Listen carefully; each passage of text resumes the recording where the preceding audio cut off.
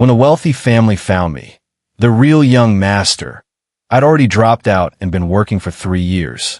The fake young master, a top student, volunteered to tutor me. 3 months later, on a test worth 100 points, I scored less than double digits. I opened my eyes and, seeing the dilapidated rental room, I knew I had been reborn. Soon the landlady's voice came to my ears. "Are you looking for Ethan? You must be mistaken. There's a rich man's Oak Grove Manor nearby. If you don't know the way, I can point you there. We're from a neighboring Oak Grove Manor." I opened the door of my own accord, and, seeing me, my biological parents, Mr. Robert and Mrs. Margaret, dressed head to toe in luxury goods, suddenly burst into tears of excitement and threw themselves at me, holding me tightly in their arms. "Child, I am your real father. I am your real mother. You are my child, sob sob. When you were little, someone maliciously swapped you. You suffered, sob sob. In my previous life, I faced the earth-shattering turn of fate with a numb, helpless face.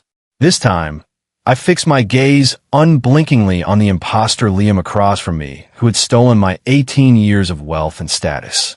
This refined, delicate boy held himself stiffly, his eyes carrying timid guilt and unease. I restrained my emotions and kept up a numb, submissive expression as if at the mercy of fate. Faced with my wooden demeanor, Liam dropped his act. His face returned to indifference, laced with a barely perceptible cruelty. The Valley Village and Oakwood Manor were only 10 minutes apart. On the way, my parents filled me in on the family. Besides them, I had an older sister, Olivia, and an older brother. When Robert mentioned my brother, his excited tone calmed. "Liam is someone we watched grow up. He's kind and sensible. He wouldn't even hurt an ant. His grades are excellent. He's first in his year every year. Child, you must continue your studies. This summer let Liam tutor you." I understood what Mr. Robert meant. He wanted me to get along with Liam and not hold his adoptive parents' mistreatment of me against him. Liam was good-looking, studied hard, capable, and emotionally intelligent. After more than 10 years of harmonious living, he had developed deep familial bonds with my parents and sister. In my previous life, I misread Mr. Robert's well-meaning intentions. Combined with my real eagerness to study and my natural liking for high achievers, I agreed and looked forward to his tutoring with all my heart. Before I could speak, Liam eagerly said, "Dad, Mom, don't worry. This summer, I won't go anywhere. I'll stay home and focus on tutoring my brother. I'll make sure he can enter school directly into second-year high school. In 2 years, he'll be able to take the National College Entrance Exam." 3 years ago, I had only attended the first year of high school for 4.5 days before my awful adoptive parents, George and Linda, hauled me off to work at a relative's factory. So I was 3 years behind my peers in schooling. Liam promised our parents that he would make me miss only 1 year of schooling, and that was one reason I let down my guard in my previous life, naively believing he was atoning on behalf of our adoptive parents. Just as my parents were feeling gratified by Liam's thoughtfulness, I spoke up considerately. "I've seen on TV that wealthy people have numerous vacation options. In summer, they go to the Arctic to see polar bears, and in winter, they go to the Antarctic to see penguins. Leaving my brother at home to tutor me. Wouldn't that be a waste?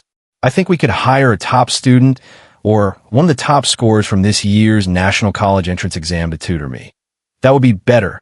My words caused a flicker of embarrassment to cross their faces, and Liam lowered his head in silence even more. "What do you mean we're rich?" Mr. Robert teased me with a laugh. "My money is your money. I'll make you rich right away. I'll transfer the 360 square meter big house in Imperial Garden to you immediately, and the Riverside Villa will be put in your name as well. Pick whichever car you like from my garage and drive a few of them. I'll also set up a fund for you, so you can get $250,000 pocket money every month. Your brother and sister only get $200,000 a month. After everything you've suffered, I owe you more compensation. In my previous life, he didn't spend so lavishly, especially after he lost hope in me. It seems that playing the sufferer a bit and seizing their momentary guilt really works." I continued, "Oh, I don't have a driver's license. I can't even ride a bicycle." Mr. Robert was momentarily taken aback, then said, Next time you have a holiday, I'll arrange for you to take driving lessons. Having achieved my aim, I asked obediently about the tutoring for my schoolwork. Since your brother has already agreed, you can accept it without worry. Ethan, I'm not the kind of person you say likes to play around. I really want to treat you well. I know my biological parents did evil and caused you. At this, Liam's eyes reddened. He sniffed and sobbed. So I want to make it up to you properly. Please give me this chance. Don't call me Ethan. I don't like the name George and Linda gave me. It's too slapdash and casual, not respectful at all. It sounds like they just picked something offhand. I'll give myself a new name. My comment made the atmosphere awkward again. Liam's sobs were particularly jarring. No one paid attention to my declaring a new name. Instead, they went to comfort the eldest son who had always brought them face. Mrs. Margaret held Liam tightly and soothed him in a gentle voice. Child, this isn't your fault. You will always be our good child. There will always be a place for you in this family. After they had calmed him down somewhat, I announced my new name, Ethan Johnson. I will make a name for myself in the future. When it came to tutoring me, Liam was unusually eager. But after a whole day of lessons, my mind was in chaos. I knew most of what he taught was wrong, even inverted, a pure waste of my time. Once evening finally belonged to me. I opened my laptop, searched for lectures by well-known professors, and began to teach myself. The next day, I came downstairs with a pair of dark circles under my eyes. Mr. Robert looked at me with concern and said, Ethan, you don't have to work so hard. We have 3 months to learn slowly. Your brother is so capable. He'll surely be able to teach you. Mrs. Margaret also said, we've already made arrangements with Dr. James Carter, the principal. The test they'll give you won't be too hard. We'll enter the school's regular class first.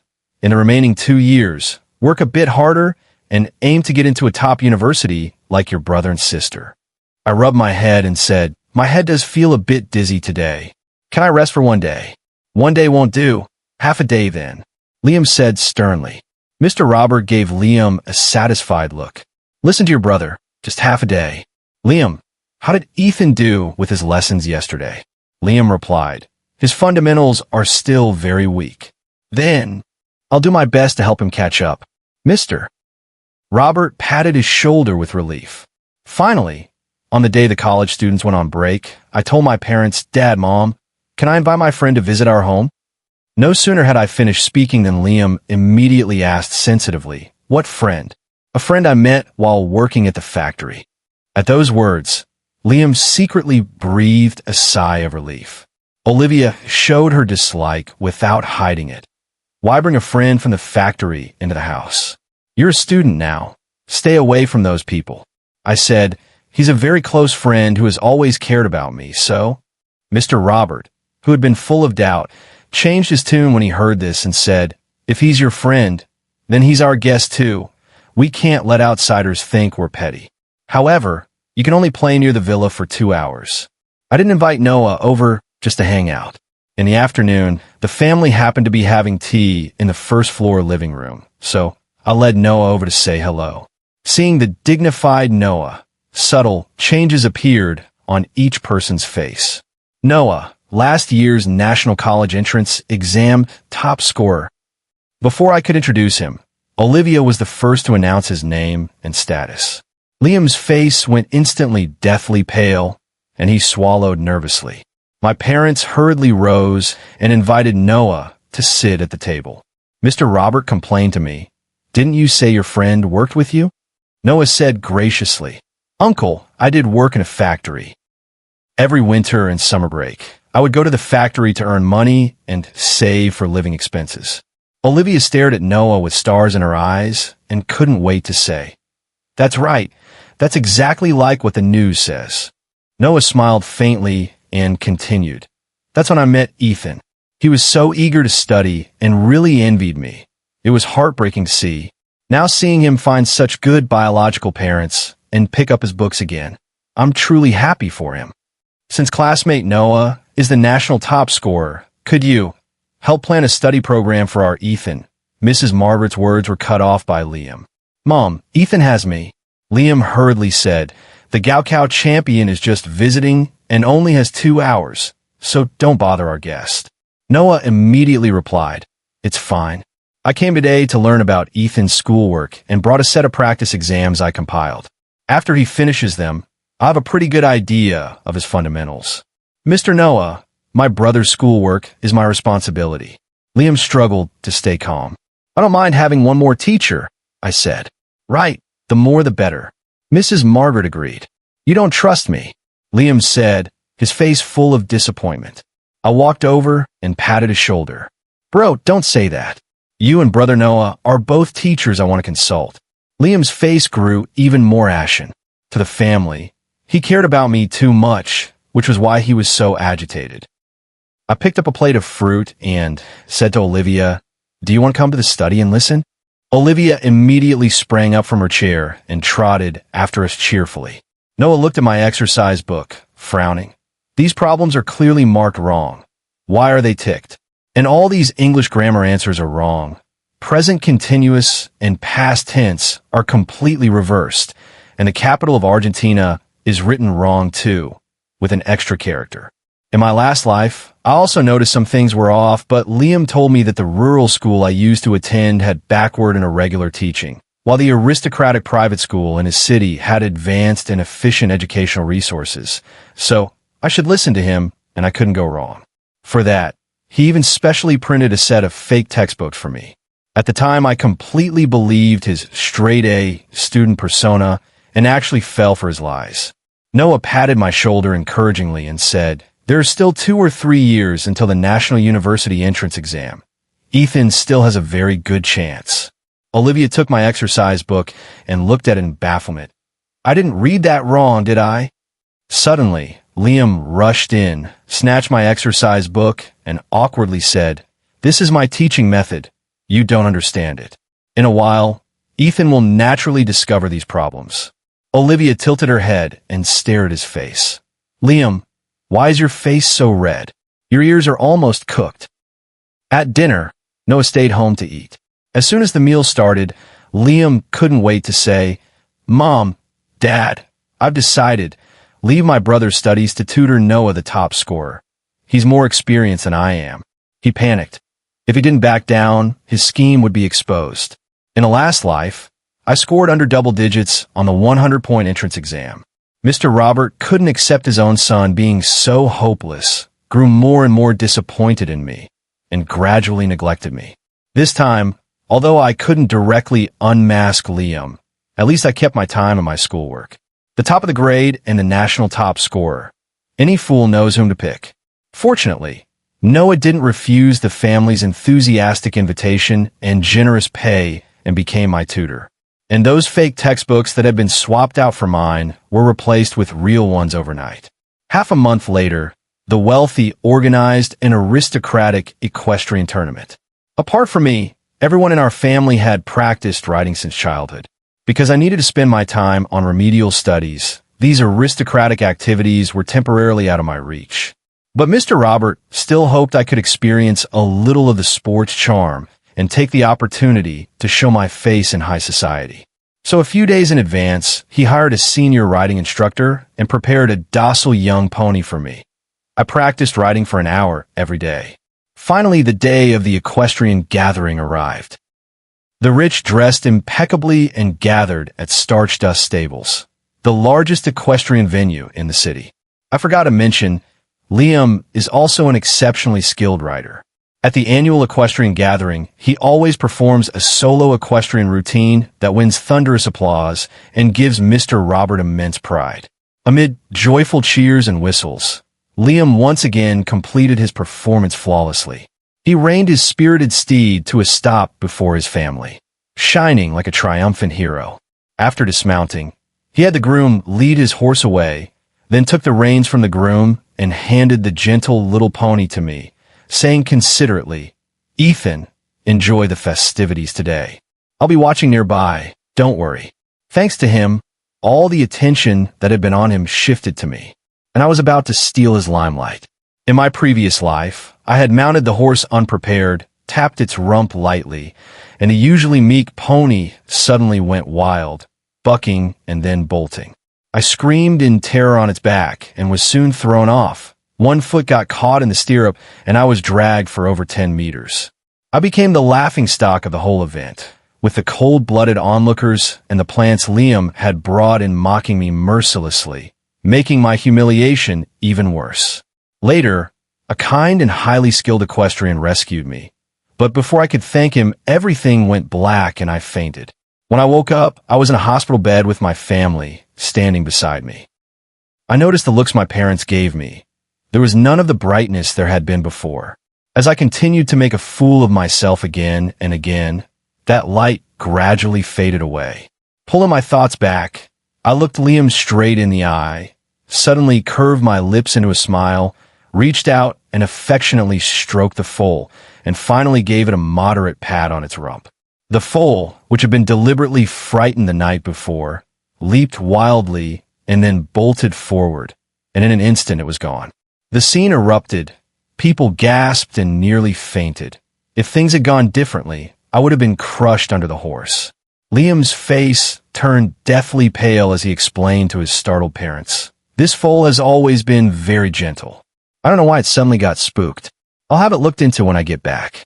Mr. Robert comforted me. We won't ride today. After you're successfully enrolled, your father will arrange the best trainer for you. They thought I was just as frightened. I silently turned and left the crowd, my back looking particularly dejected. After a while, I led back a gleaming golden Ackle-Tech horse. The crowd erupted again. Even these well-traveled wealthy elites rarely saw such a beautiful horse. Not because they couldn't afford one, but because even with money it's hard to find. Under all those eyes, I swung up into the saddle with ease. I didn't rush. I rode the horse proudly, strolling across the green field. Just by virtue of the horse, I drew everyone's attention. After circling half the arena and soaking up the spotlight, I softly called "Giddy up," and the horse broke into a trot. The galloping steed was lithe, elegant, and noble. Countless cameras were trained on us, screams, cheers, and whistles ringing out nonstop. I had the horse clear a few simple jumps, not too flashy, or it wouldn't fit the clumsy young masters and persona I had just reclaimed. Having completed the highlight performance of today's equestrian event, I returned triumphant. My parents and Olivia looked at me with pride and excitement. When they glanced at Liam, his face had gone green. When our eyes met, he forced a smile. I deliberately leaned toward him and asked, "Brother, how did I ride?" He gave me a thumbs up. "Amazing.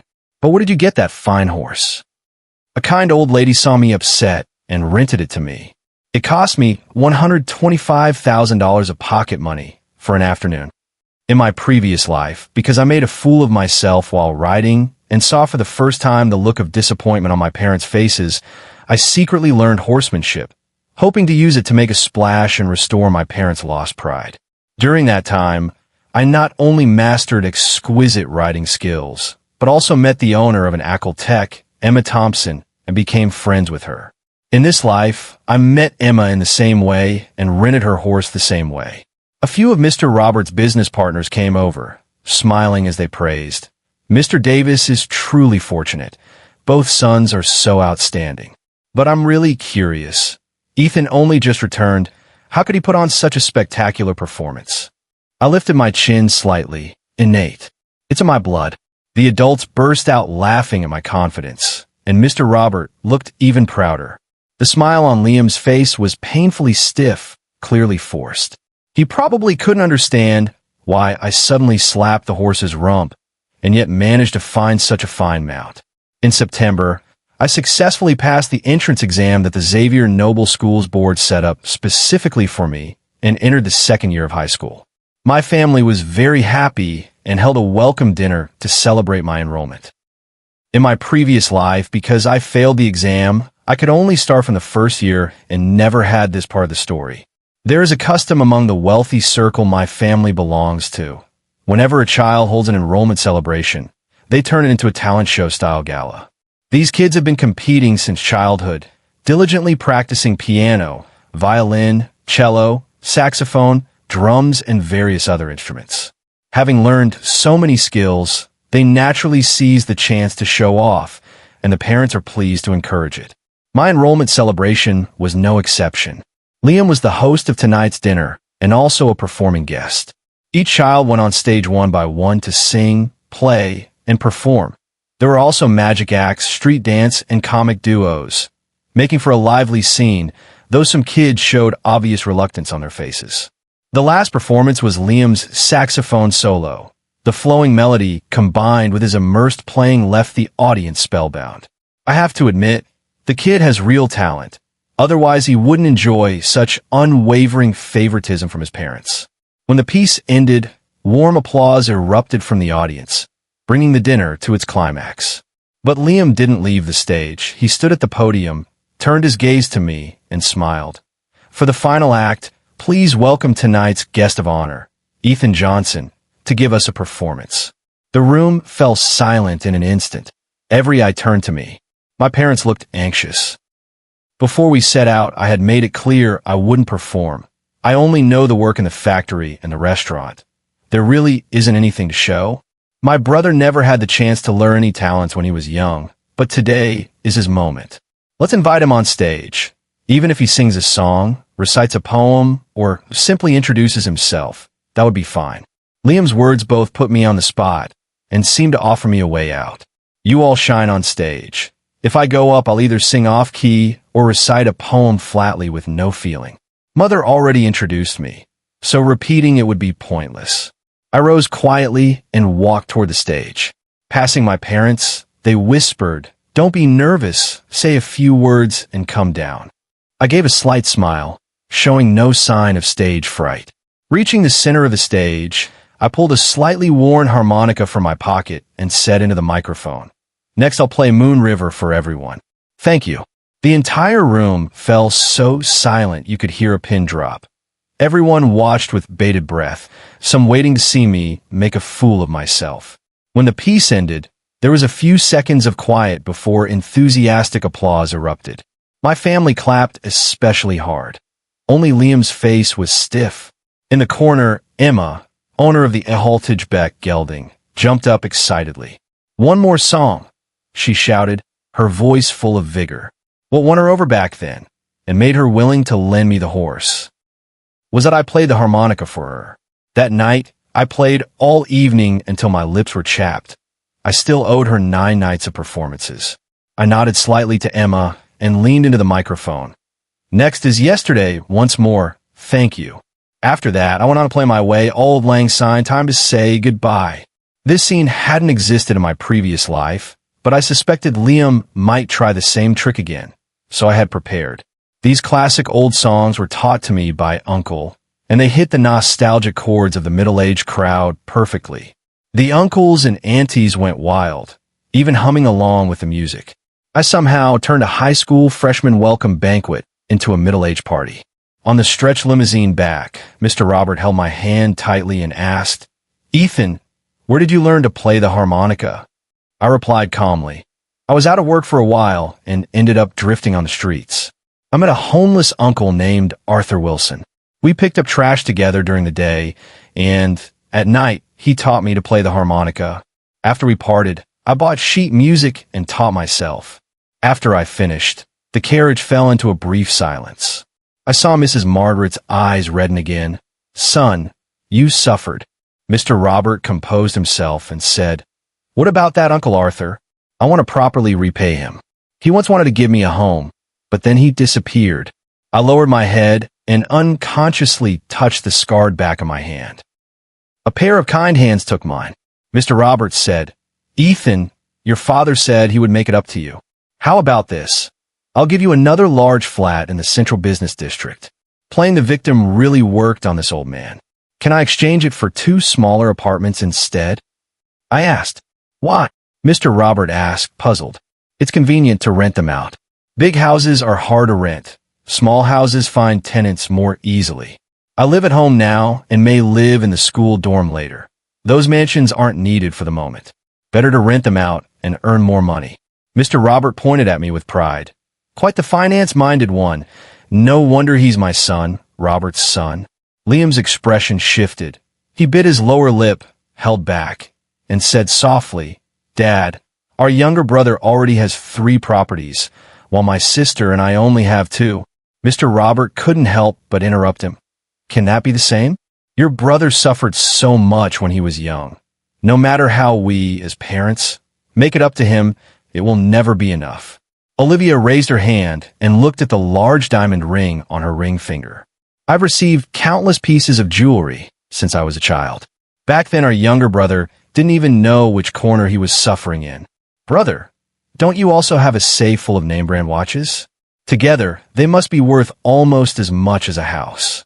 Liam curled his lip and said innocently, Actually, I haven't finished. What I mean is, although our brother has one more house than us, we own many other valuable things, so it's still not very fair to him. Turns out Dad misunderstood you. Mr. Robert hugged him guiltily, then said with relief, You two are still students now. After you graduate from university, we still have many surprise big gifts for you. I took off the watch on my wrist and examined it carefully. I wanted a name-brand watch right now. Mr. Roberts saw through my thoughts at a glance. Dad will give you a few more name watches. Whatever your brother has, you shall have as well. I immediately smiled brightly. Unintentionally, I met Liam's eyes. A flash of viciousness crossed them, as if he wanted to tear me apart. But the next second his lips tilted up into a gentle smile. From now on, I would make it so he could never smile again. I slowly rolled up my sleeves and pants, revealing the shocking scars on my arms and thighs. Seeing these wounds, my family gasped and couldn't bear to look.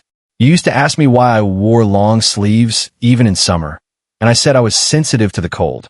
The truth is I didn't want to expose these scars. These are the evidence George and Linda left on me. Sobs suddenly broke out in the carriage. No need to look to know it was Liam. How terrible, they were so cruel. Poor brother, sobi. I hadn't started crying, but he was already gasping and crying, successfully drawing everyone's attention. They all tried to comfort him, saying it wasn't his fault and he shouldn't punish himself for adults' mistakes. When his crying quieted down a bit, I continued. George and Linda switched the employer's child on purpose back then to change the fate of their own son from poverty. Later, George got his comeuppance and died. But Linda is still alive and must be severely punished by the law. I will sue her. Everyone fell silent, as if I had said something untimely. In my last life, I asked my parents to sue Linda and put her in prison, but I had little influence, and with Liam's power added in, they worried Linda's crime would affect Liam's reputation and ultimately chose to protect the criminal. This time I thought I had become my parents' pride and could make the request while they were proud of me. But to my surprise, they remained silent. Mr. Roberts said earnestly, Ethan, it's not that we haven't thought about suing her and sending her to prison. But Liam is still my child after all. Such an outstanding kid. If he's tainted by a criminal biological mother, if there's a stain, his life would be ruined. Ms. Margaret also urged, Ethan, it's all in the past. We need to forget the wound and look forward. From now on, you won't suffer anymore, only happiness. Olivia looked at my scar and said offhandedly, I know of an international scar removal clinic that works really well. I'll give you their card later. And don't wear long sleeves every summer anymore. You look like a freak, and people who don't know might think you have some strange disease. Liam sniffed and said to me, Little brother, I will avenge you. Later, he did have someone break Linda's leg.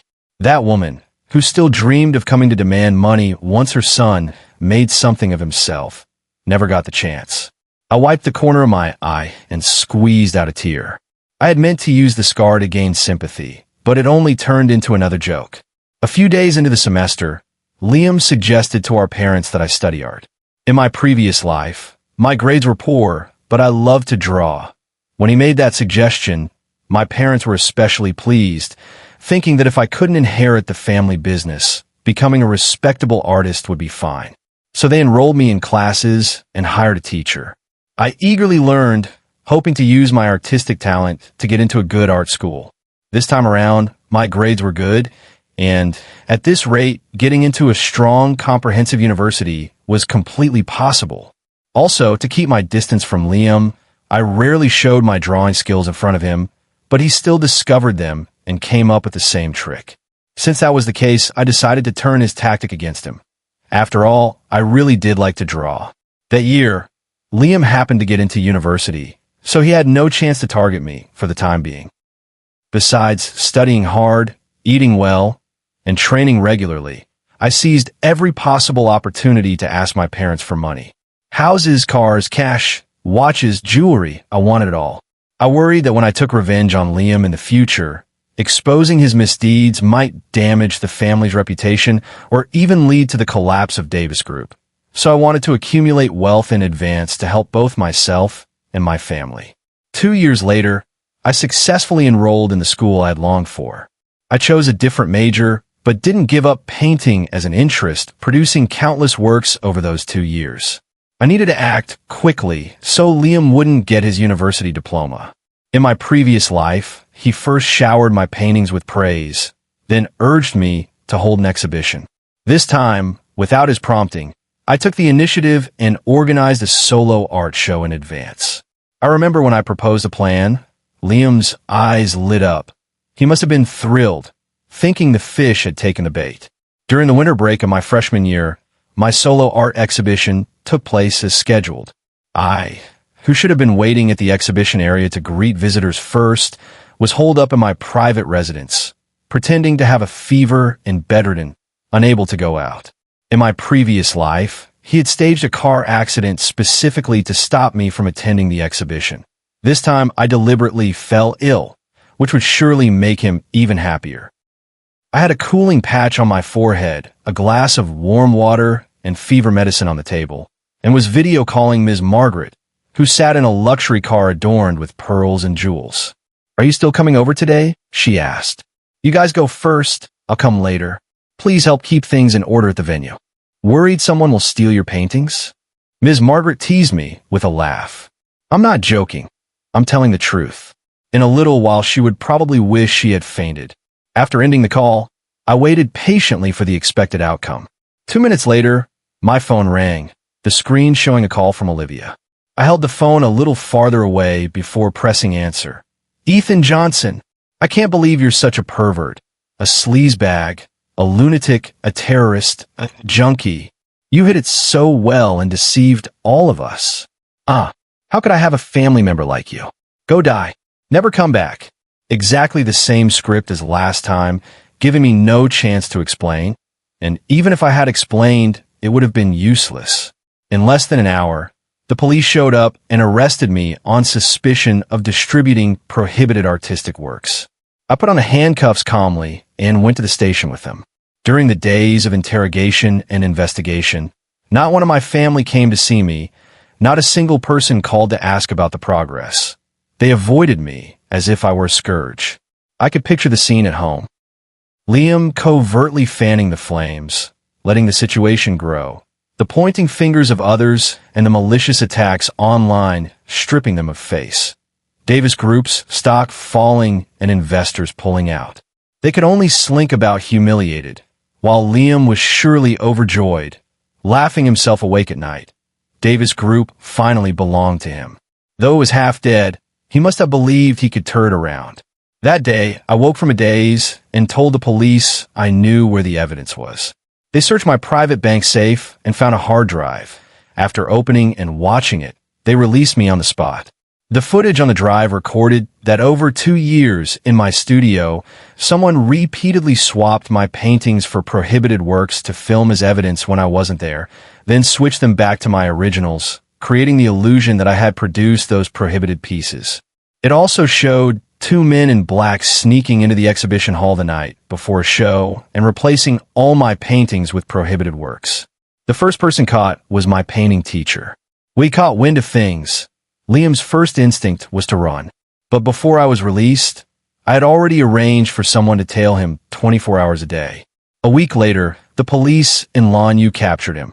He will face the full force of the law.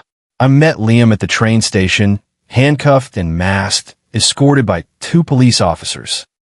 I stood not far away and watched him quietly, the corners of my mouth lifting in a victorious arc. When he noticed me, he instantly lost his composure, spewing vicious curses and trying frantically to rush and hit me. The officers quickly restrained him. In the previous life, the later events went like this. After I got out, my family sent me to Vienna, telling me that if I had any conscience left, I should never return home so as not to upset them. I lived comfortably abroad, soon accepting the path fate had given me.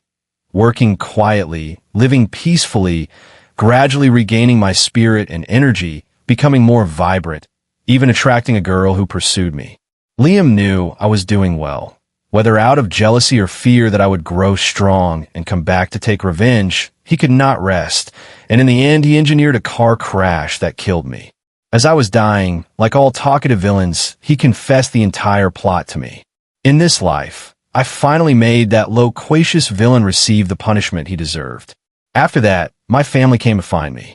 Mr. Robert and Ms. Margaret blocked the front of my apartment near the school. Ms. Margaret looked at me with concern, stepped forward, and took my hand, pleading, "Ethan, come home with us. Do you know? Ever since your father saw Liam's true face, his heart condition flared up, and he's still in the hospital. He really wants to see you now." I smiled faintly. "I'm doing fine now. Please tell him to take good care of himself." Olivia looked full of guilt and said, "Little brother, do you still blame us for having misunderstood you back then? It's all Liam's fault. He ruined our family ties." As she spoke, she stamped her foot in anger.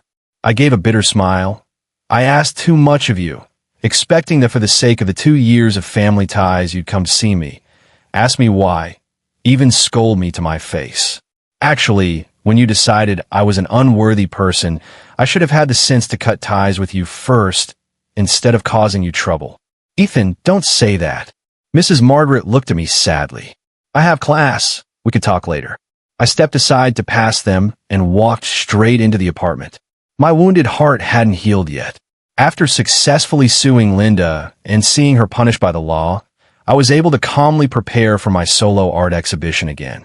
On the opening day, a ragged old man came into the gallery. He stared at the paintings on the wall, mumbling something to himself, and seemed unusually agitated. The security guard saw this and immediately stepped forward to try to chase him away. I happened to see the scene and quickly moved to stop the guard. "Ethan!" The vagabond's slurred voice rose, accurately calling my name. I looked him over carefully and suddenly cried out excitedly, "Uncle Arthur!" And so, I was reunited with Uncle Arthur, the man who had taught me to play the harmonica. His mental state wasn't very good, sometimes clear, sometimes confused. Years ago, he had promised to take me back to his hometown and send me to school, but before we could set off, his illness flared up and he disappeared. By the river, I only found one of his slippers and assumed he had slipped into the water and drowned. I had Uncle Arthur admitted to the hospital for treatment and bought him a villa with a garden so he would never have to live as a homeless man again. He often told me amusing stories from his time as a wanderer, and we would play the harmonica together. Later, he said he'd had enough of staying put and wanted to go out wandering again. I said, "That's not wandering, it's traveling. I'll give you money so you can be comfortable on the road."